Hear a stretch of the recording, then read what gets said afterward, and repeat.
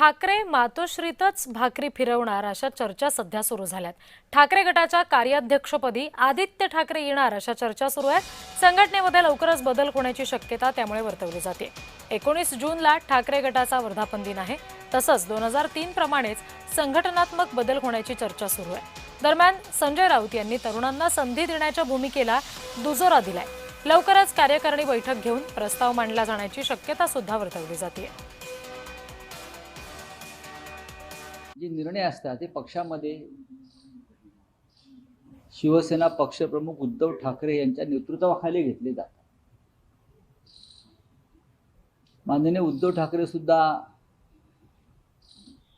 कालांतराने पक्षाचे कार्याध्यक्ष झाले होते।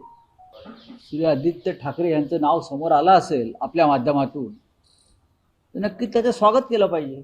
तरुण पिढीच्या हाती नेतृत्व देताना या सगळ्या गोष्टीचा विचार केला पाहिजे की पुढलं राजकारण हे तरुणांच्या हातातच जायला पाहिजे। हा शिवसेनेचा अंतर्गत प्रश्न आहे आणि त्याच्यामुळे त्यांना मी मनापासून हार्दिक शुभेच्छा देतो। तरुण नेतृत्व आहे, चांगल्या तऱ्हेने त्यांच्या हातून काम घडावं अशी मी ईश्वरचरणी प्रार्थना करतो।